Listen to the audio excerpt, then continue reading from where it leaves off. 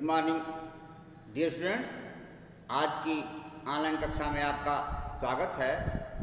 आज सुनैना की डायरी पाठ 7 का यह तीसरा पार्ट आपके सामने है और इस कहानी का अंतिम पार्ट है। कहानी नहीं है, यह डायरी लिखा है। जैसा कि आपने देखा पिछली दो पार्ट में आपने क्या देखा कि किस तरह सुनैना सुंदर लोगों के साथ रहती थी, सुंदर वस्तुओं का चयन करती थी। जब वह विद्यालय में जाती थी, स्कूल में पढ़ने, तो ऐसे लोगों के साथ वह रहती थी जो देखने में सुंदर हों। यदि कोई व्यक्ति देखने में सुंदर नहीं है या उसके वस्त्र सुंदर नहीं हैं, तो ऐसे लोगों के साथ सुनैना नहीं रहती थी। इसके बाद में आपने देखा कि एक दिन दादाजी घर में घायल बिल्ली ले आए। उस बिल्ली की वे सेवा करने लगे और सुनैना उस बिल्ली से दूर जाने लगी, सेवा नहीं करती थी। दादाजी उसके इस मनोभाव को समझ गए।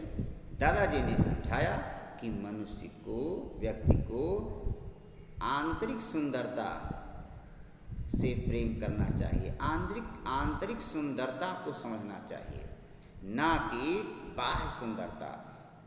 उन्होंने बताया कि यदि मैं बीमार हो जाऊं, मुझे चोट लग जाए, तो क्या तुम मेरी सहायता नहीं करोगी? या तुम्हें चोट लग जाए तो क्या मैं नहीं करूंगा? इसलिए व्यक्ति को आंतरिक सुंदरता पर ध्यान देना चाहिए, बाहर की चकाचौंध को महत्व नहीं देना चाहिए। यह सब दादाजी ने सुनैना को समझा दिया। आज 12 अगस्त है।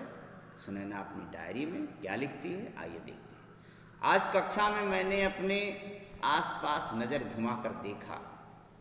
दादाजी की बातों ने रात भर में मुझ पर काफ़ी असर डाला था। रात भर सोचती रही सुनैना, इतना असर हुआ। पहले आपने क्या देखा कि सुनैना कक्षा में कैसे लोगों से साथ रहती थी, सुंदर लोगों के साथ। अब 12 अगस्त जब आया, 12 अगस्त को वह विद्यालय में, स्कूल में, अपने कक्षा में पहुंचती है, तो दादाजी की बात वह सोचती है। ये बच्चे जिनसे मैं उनकी असुंदरता के कारण कतराती थी, आज मैं बड़े प्यार से मिली। मुझे अपने पर हैरानी भी हुई कि मैं एक रात में कितनी बदल गई थी। मुझे अपने पुराने व्यवहार पर बहुत बुरा लग रहा था।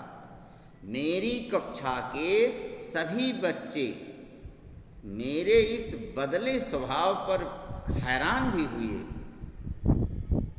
आज का पूरा दिन मेरा खुशियों से भरा रहा। घर पर आने के बाद मैंने कैटी के सिर और गर्दन पर प्यार से हाथ फेरा, तो कैटी ने भी पूंछ हिलाकर मेरे प्यार को स्वीकार किया। फिर बड़ी देर तक हम दोनों खेलते रहे। हम दोनों मतलब कैटी के साथ। दादाजी को मेरा यह बर्ताव अच्छा लगा। मैंने भी आज अपने को काफ़ी बदला हुआ महसूस किया। इस प्रकार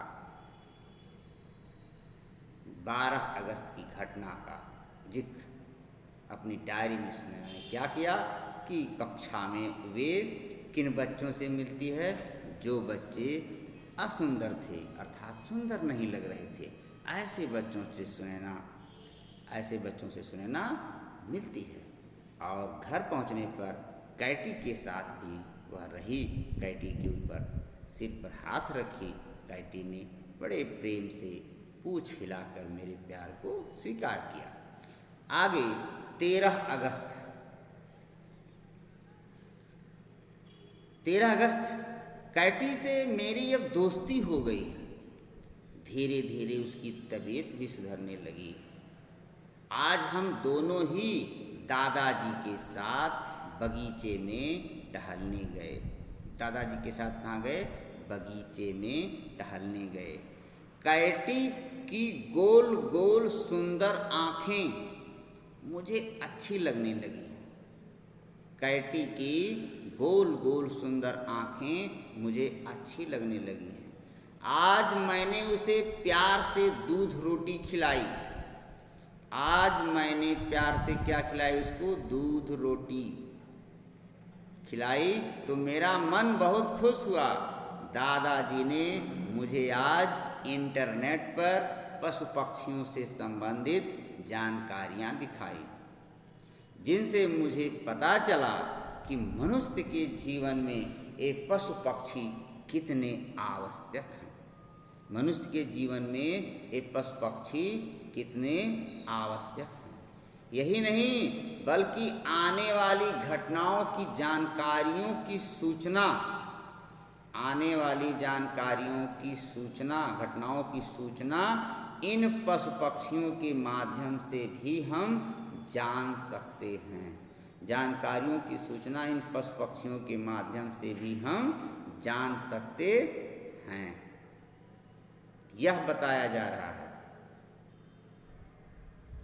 इन पशु पक्षियों के माध्यम से जान सकते हैं आने वाली सूचनाओं को। इंटरनेट के द्वारा भी बहुत कुछ हमें पता चलता है। 14 अगस्त, आज दादाजी ने जैसे ही कैटी की पट्टियां खोली वैसे ही पूरे घर में दौड़ दौड़ कर अपनी खुशी दिखाने लगी। वह स्वस्थ हो चुकी थी। कभी मम्मी पापा के कमरे में तो कभी मेरे पास, और फिर दादाजी के पैरों में लौटने लगती। दादाजी उसके इस करतब पर खूब हंसे। उसे देखकर सबका हृदय गदगद हो गया। आंखें आंसुओं से भर आईं। ये पशु पक्षी हमसे कितना प्यार करते हैं, कितना अपनापन लुटाते हैं। फिर मैंने उसे गोद में उठाकर खूब प्यार किया। सचमुच पशु पक्षी ईश्वर की अनमोल रचनाएं। अब मैं यह जान चुकी हूँ कि यदि सुंदरता हमारी नज़रों में हो तो यह सारा संसार ही सुंदर लगता है। लक्ष्मी जैन की यह कविता है। सुनैना की डायरी किसकी है? लक्ष्मी जैन ने क्या समझाने का प्रयास किया है इस डायरी के माध्यम से? उन्होंने यह समझाने का प्रयास किया कि हम सबको बाहर की सुंदरता से मोहित नहीं होना चाहिए, बल्कि अंदर की सुंदरता, आंतरिक सुंदरता पर ध्यान देना चाहिए। जिस प्रकार दादाजी के अंदर कौन सी सुंदरता थी? आंतरिक सुंदरता थी। उनका मन पवित्र था, मन साफ था। इस तरह से उनका मन साफ था, इस तरह से उनका मन साफ था कि वे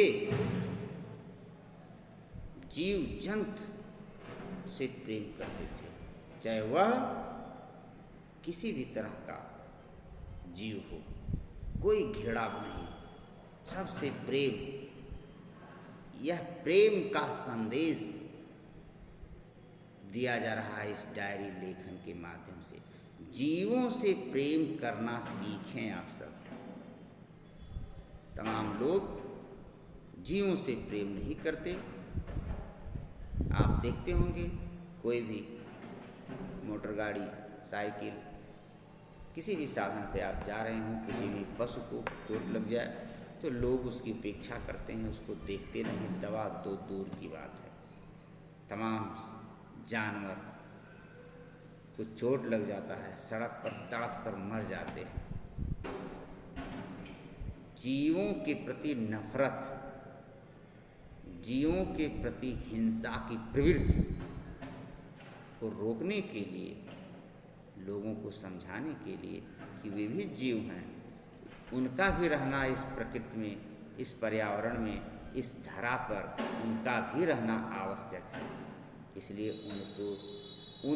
उनसे प्रेम होना चाहिए, प्रेम रखना चाहिए उनसे। इस प्रकार सुनैना की डायरी के माध्यम से आपने पूरा समझा और इसके दिए गए शब्दार्थ को आप याद करें। पूरी कविता को आपने, पूरी डायरी को आपने अच्छी तरह समझा। मुझे विश्वास है कि सुनैना की डायरी आपके समझ में अच्छी तरह से आ गया होगा। तो आज की कक्षा को हम विराम देते हैं।